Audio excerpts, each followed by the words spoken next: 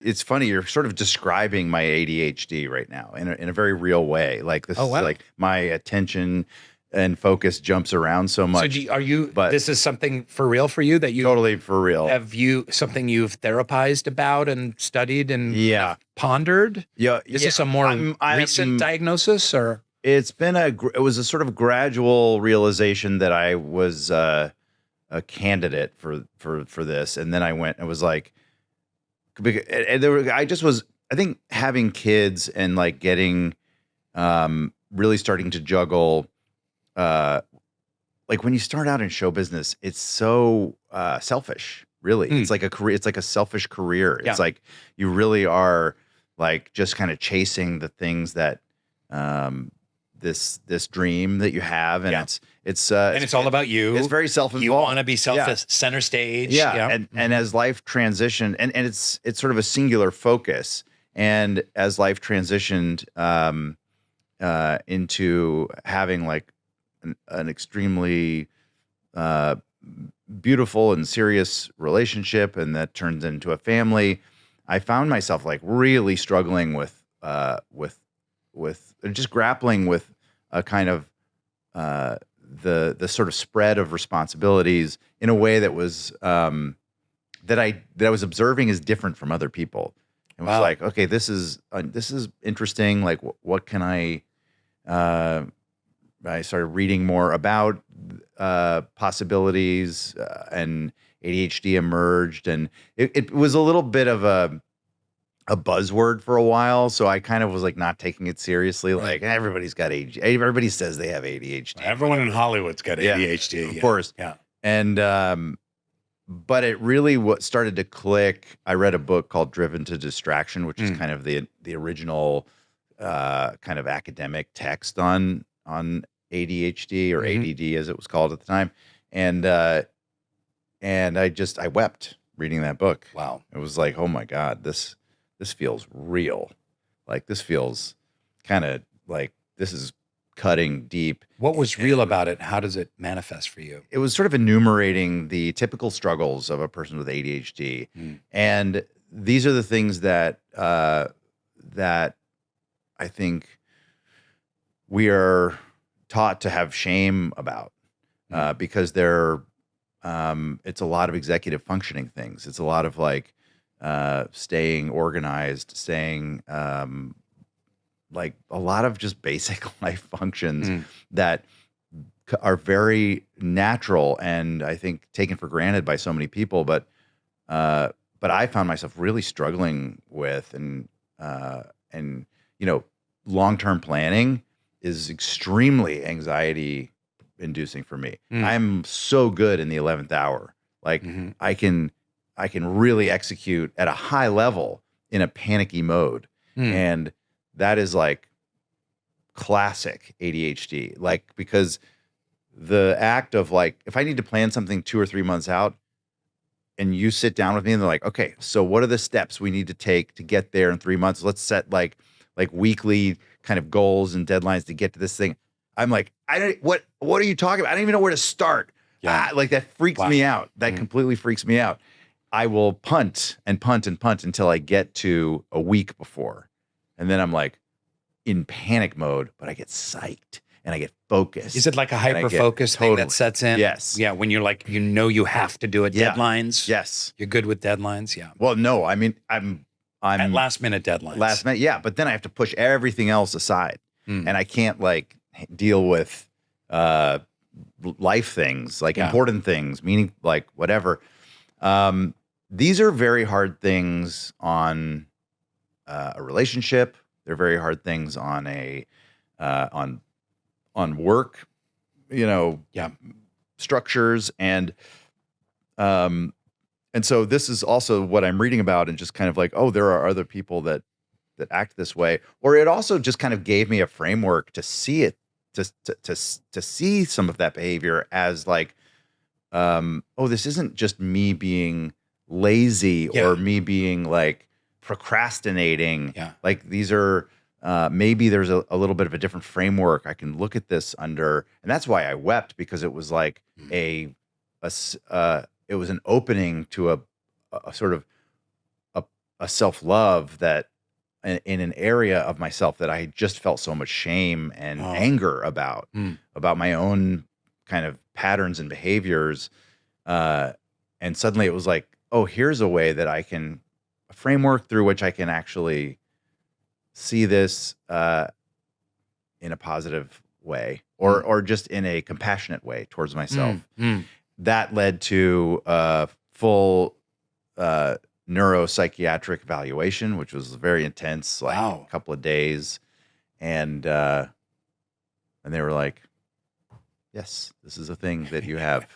You got a sticker certificate. I got the diploma and the very dubious diploma. And I kind of knew it in my gut that would be the takeaway. It was, so in some ways it was gratifying. In some ways it was sort of like, oh, okay, good. This is right. Like I can now. A diagnosis that helped you see clearly what was going on. It helped coalesce all these kind of different struggles and confusions and fears and angers throughout my life. But it also confirmed that I have work to do. And that was a scary thing. And so I'm in that process. And this was only a couple of years ago that I went through, that I actually got the neuropsych evaluation. That's probably about a decade of like ramping into clarity. And then I was like, you have to do something. I have to do something here. You know, it's interesting because if you read the work of or listen to interviews with Dr. Gabor Mate, who is amazing, and he wrote another book about ADHD called Scattered Minds that was also life-changing for me. He is such a beautiful thinker in that in not just ADHD, but in child rearing and addiction he just comes from such a place of deep compassion.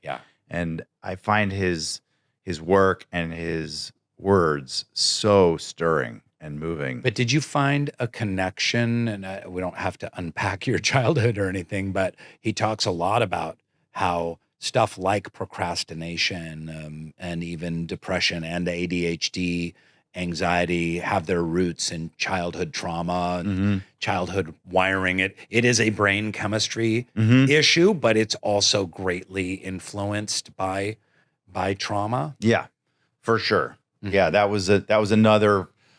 It definitely kind of reframed or gave another perspective on some of the harder aspects of my childhood that, and then another lens to kind of look at, and again another opening for self-compassion, because that's what I think was such a struggle and such an unfortunate legacy of some of the hard things in my childhood, that was like a struggle for self-love, right? And I think a lot of people in show business honestly share that. With self-love, Yes. I mean, show business can just be a very tragic like pursuit of external love to fill that void. Sure. But been there. But I think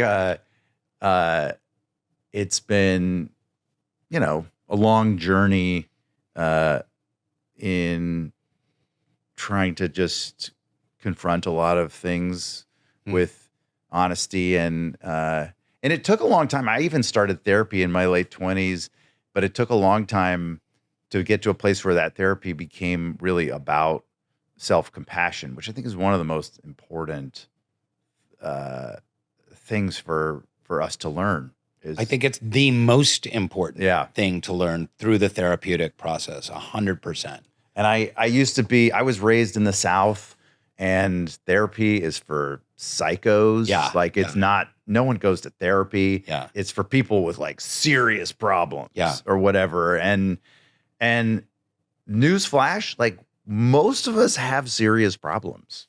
Like that's the thing. But in the South, like, we repress those, or we just don't talk about them. And if you do talk about them, you're weak or whatever. Like it just, I just feel like there's so much cultural kind of resistance to therapy depending on where you're from or what context and I certainly grew up in that context. And it wasn't overt. It wasn't like, don't you dare go to therapy, you weak psycho. It was more just kind of a general, like, a sort of judgment, a little judgment and a little bit of a stink to it, you know? Yeah. Yeah. I just remember so vividly in my 20s going through a really hard moment. Went through a breakup, and I was struggling professionally. I'd gotten on the Daily Show, which was incredibly exciting, but I was like really, I was kind of in this dip, and it was such a constellation of scary and unsettling and unfamiliar feelings and anxieties. And I remember my roommate's brother was hanging out with us one day, and he was in grad school at Columbia, and he was like, yeah, I just got back from therapy. And I was like, what are you in therapy for? Because again, like my whole framework. You're not crazy. Yeah, it's like, you're not psycho. You don't need to be institutionalized. Yeah, he was like, and he was like, yeah, I just got back from therapy. Like, what are you in therapy for? And he goes, well, to just like learn about myself. And I'm like, okay, wait, what are you talking about? And he goes, well, my student health plan at Columbia offers therapy. So I was like, why wouldn't I do it? Yeah. And I'm like, what kind of, you mean you just like are going to therapy like for no specific reason? Yeah. Like not because you like are psycho or, what? And he's like, no, it's just like, if it's free, like, why wouldn't I do this thing? And it was like this whole perspective on therapy that I'd never heard and never even thought of, that it's like this beneficial thing that you can just do. And you don't have to go in with some giant piece of baggage. You can just kind of go in with curiosity. And I was like blown away because I really liked this guy. And I was like, that's such a cool way to approach this thing. Wow. And that was my first bridge into therapy. I started going to a therapist, and and I benefited massively. So massive, like transformatively. Wow. And I still am. I'm sort of in and out over the last 15 years, but yeah, I just think it's just that humility. The humility to walk in with curiosity about yourself, and like to know that you don't know it all about yourself. I think, and that you're willing to learn. Yeah. I think I was raised with this sort of idea, a little bit of a macho thing of like, you are what you are. You know you, like I get me. Like what else is there? Yeah. Like I have my thoughts. I think this. I feel this. I know how I'm going to react to that. I know how I operate. We don't know shit. We have our reactions to things are so primal, and they're so like you mentioned, like they're so rooted in these childhood traumas. And sometimes like there are a lot of traumas that people go through that they're not even aware that they're traumas. Like, depending on your family dynamic, depending on the way that, like let's say The Great Santini is a great movie. And that the father figure, Robert Duvall, is unbelievably abusive. Like he's emotionally abusive. I grew up in a sort of like, I think fairly typical Southern macho tradition of like, that's just a tough dad. Like, that's just a tough dad. Run of the mill tough dad. Like, and like love. And but he's good. That's like a, he made him a damn good basketball player. Yeah, right. And like those kids in that movie are traumatized. Yeah. I think it's very empowering to realize like that we don't understand ourselves as well as we think. Yeah. And the humility that it takes to sort of start to chase that down is really beautiful and weirdly kind of fun. I mean, it's scary and painful in so many ways, depending on how aggressively you go after it. But it's also, Yeah, It's hopeful. It's I like love so full of hope. I always boil it down also to a time thing. Now there is a cost issue, and some people are struggling to make the rent, and they don't have the ability to pay an course. extra 100, 200, 300 bucks a session or Sure. whatever. So there is that. But if you have the means, the idea that how much time do you spend a week working out? How much time do you spend cooking? How much time do you spend on hobbies or watching TV or looking and thumbing through your phone? Like, can you spend 50 minutes out of this week of 7 days of 24 hours each to just take some time to kind of look at your behavior patterns and your emotional state? Yeah. And it's funny, the author Jonathan Haidt talks about the rider and the elephant. And this concept is very popular in positive psychology, and it has to do with we think we're very logical beings. Like when confronted, we think that we're always making reasonable, calculated, logical decisions. But it's the elephant that's making the decisions for us, which is our trauma, it's the force of our emotions, it's our reactivity and our defensiveness and our fears. And we're so often living our lives being guided by irrational primal forces. Yeah. It's also, it evokes the work of Daniel Kahneman. Do you know the behavioral economist? I've heard of him, but I haven't read him. Wrote an incredible book, Thinking Fast and Slow, which is a very dense read, but worth it.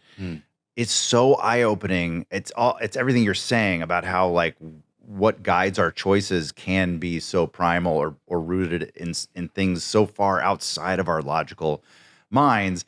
And what's really wild too is when you think about how traditional economists evaluate, society and evaluate commerce, and it's all based on rational decision making. Right. And so economics as a sort of traditional economics as a study, capitalism, all these things like are rooted in the assumption that people behave rationally and that people behave based on rational incentives. But Daniel Kahneman's work it shows us, and the work of a lot of his peers, we are so much messier than that. Right. And so many of the economic theories and behavioral theories. Like you want a salsa from the grocery store, and economists say we're going to buy the cheapest one with the best quality, but then people go in and buy the one with the funniest label or something they loved when they were a child. And there's emotional impulses in the consumer marketplace everywhere you turn.